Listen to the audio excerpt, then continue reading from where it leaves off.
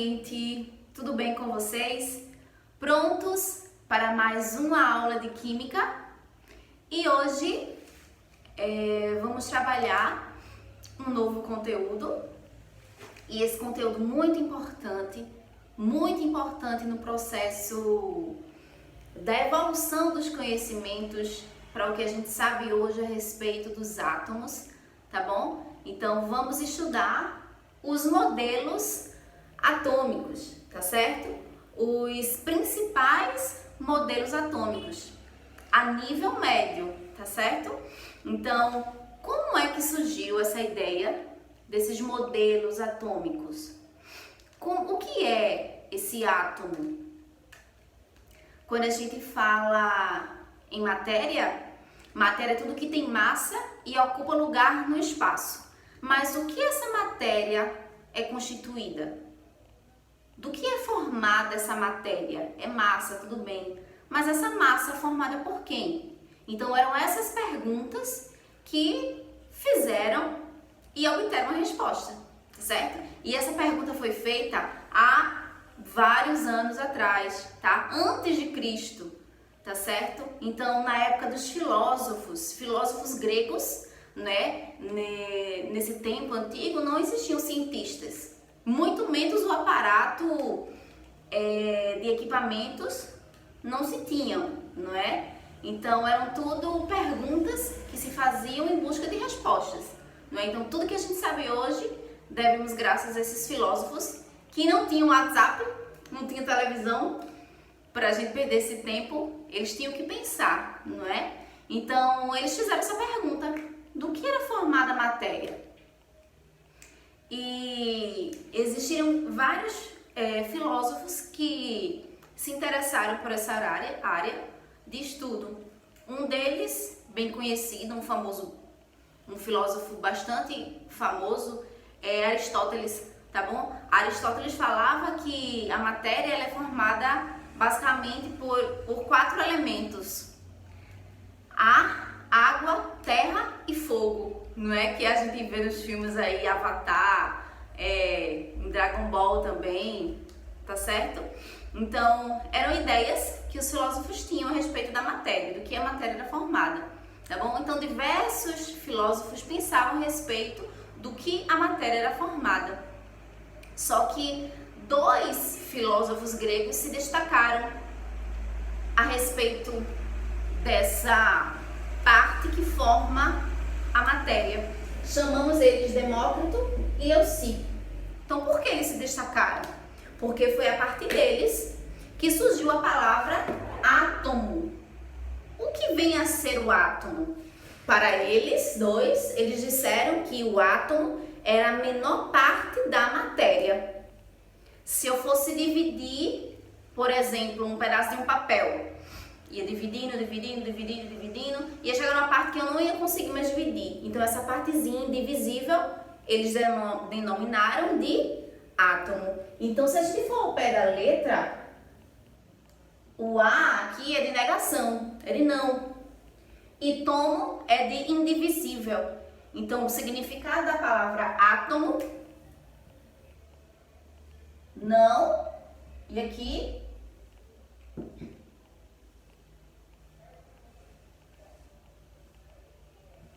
ok? Ou seja, o átomo era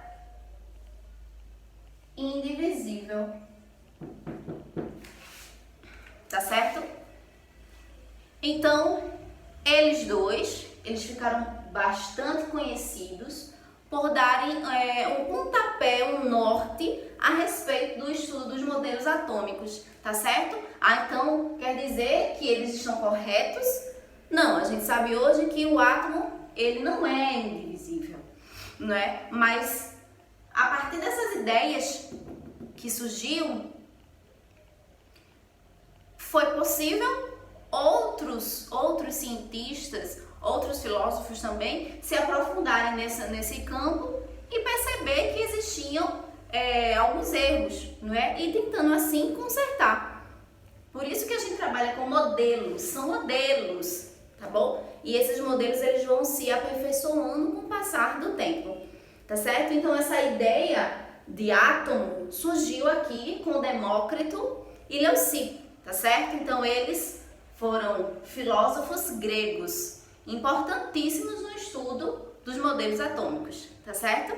Então agora vamos sair desse campo de filosofia dos filósofos e vamos agora para um campo mais científico, com o primeiro modelo de fato, que foi do inglês Dalton. Então, o que Dalton ele pensava a respeito dessa partezinha que formava a matéria?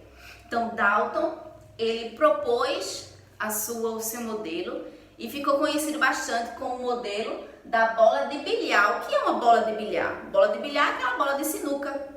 E quais são essas características que Dalton dizia a respeito do átomo? O que vem a ser o átomo? É a menor parte da matéria. Mas quais são as características que o átomo vai apresentar? Então, Dalton dizia que o átomo ele era uma esfera. Isso foi um dos seus postulados, tá? Então, tudo que Dalton falava a respeito do átomo, ele organizou em postulados, tá bom? Então, ele disse que o átomo ele tinha um formato e era uma esfera. E essa esfera era uma esfera maciça, era totalmente preenchida por massa, não era oco. Por isso que foi conhecido como uma bola de bilhar, tá bom? Não existia carga também.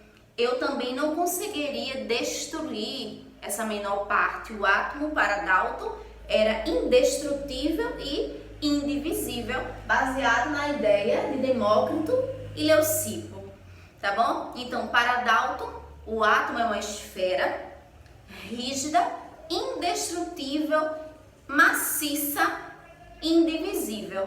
E a gente não apresenta cargas aqui, não. A gente não encontra a presença de cargas, segundo Dalton, tá bom? Além desse modelo, dessa ideia que Dalton afirmava, dentro dos seus postulados também, além dessas características, ele dizia que também um elemento químico, a gente ia conseguir diferenciar um elemento químico de outro a partir da sua massa. Então, a massa era que diferenciava um elemento de outro, um átomo de outro. E a gente sabe que não é bem assim, né? A gente vai ver lá na frente que o que identifica um átomo, um elemento químico, não é a massa, e sim o número atômico, tá certo? Então, isso a gente vê dentro dos postulados de Dalton, que eu vou diferenciar um elemento do outro a partir da sua massa. Isso era o que Dalton dizia. Outra ideia também que ele falava nos seus postulados é que a reação química, na verdade, é um rearranjo dos elementos químicos. E isso é verdade. Vimos na aula de reações químicas que reação química, na verdade, é o rearranjo dos elementos para dar origem a um produto, uma substância diferente. E isso Dalton já afirmava nos seus postulados, tá certo? Então Dalton ficou bastante conhecido, bastante famoso pelo seu modelo. O primeiro modelo científico, vamos dizer assim, porque ele não era filósofo. As ideias filosóficas eram aqui, Demócrito e Leucipo, tá certo? Então aqui Dalton ele descreveu o seu modelo, que ficou conhecido como o modelo da bola de bilhar, tá bom? Mas será que Dalton estava 100% correto? A gente já viu que não é? Então ele não estava 100% correto. Então seu modelo foi melhorado com quem? Com JJ Thomson, o Thomson também conhecido, tá bom? Então o que Thomson dizia a respeito do átomo? Ele discordava de Dalton, as ideias dele discordavam com a Dalton algumas coisas, tá? Ele dizia também que o átomo, a menor parte da matéria, era esférica, também tinha um formato esférico, tá bom? Ele dizia que também era maciço, era formado por massa, porém, ele apresentou aqui no seu modelo, no caso, ele provou a existência da carga, tá? Foi aqui no modelo de Thomson que a gente tem a evidência da carga elétrica, tá bom? Então, outros cientistas fizeram experimentos com ampolas e perceberam que existia um fenômeno que a gente conhece de atração e repulsão, que um filósofo também chamado Tales de Mileto, há anos atrás, já dava indícios dessas ideias, que existiam fenômenos de atração e repulsão. E lá na frente, no tempinho aqui de Thomson, ele disse que isso era por conta das cargas. Se eu colocasse determinado elemento junto com outro, ou poderia se aproximar, ou poderia se repelir. E isso se deve graças à carga elétrica. Então, a gente percebe a presença de carga elétrica aqui no modelo de Thomson, algo que não foi visto no modelo de Dalton. Então, o modelo de Thomson ficou conhecido como modelo do pudim de passas. Por que o modelo do pudim de passas? Na verdade, eu gosto de comparar esse modelo com o de Crux, aqueles biscoitinhos. Então, imagine que eu tenho a massa, e eu tenho do Crux, e neles eu tenho os chocolates. Então, imagine que eu tenho a massa ela vai ter carga positiva, aqui pelo desenho. Incrustos nele, eu tenho aqui, ó, as partículas negativas, que são os chocolates, tá bom? Então, o modelo é conhecido como pudim de passas. Imagine que a massa do pudim é positivo e as passas que enfeitam o pudim são as cargas elétricas que foi evidenciado aqui nesse modelo de Thomson. Algo que a gente não via no modelo de Dalton, tá certo? Então, vários cientistas dedicaram seu tempo para trabalhar a evolução desses modelos, sempre um buscando melhorar um modelo do outro. Não era uma guerra, uma concorrência, tá bom?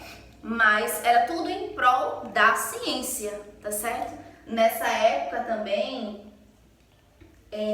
graças a esses experimentos da presença de carga, foi possível a confecção de televisão, tá bom? Que a gente tem o canhão de imagem, tá bom? Então foi baseado nesse estudo da presença da carga elétrica. E sabemos que essa carga elétrica ela pode ser positiva ou negativa, que a gente tem o nome de prótons,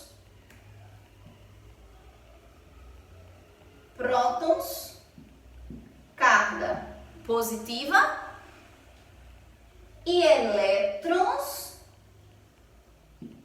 a carga negativa. Então, para Thomson, eu tenho uma massa positiva, incrustos nele, anexo neles, eu tenho os elétrons de carga negativa, tá certo?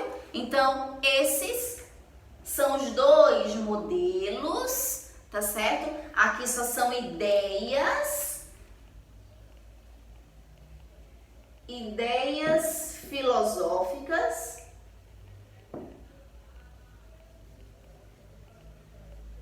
tá certo? E a partir daqui eu tenho esses dois modelos, tá certo? Então, espero que tenham gostado. Próxima aula a gente vai dar continuidade com os próximos modelos.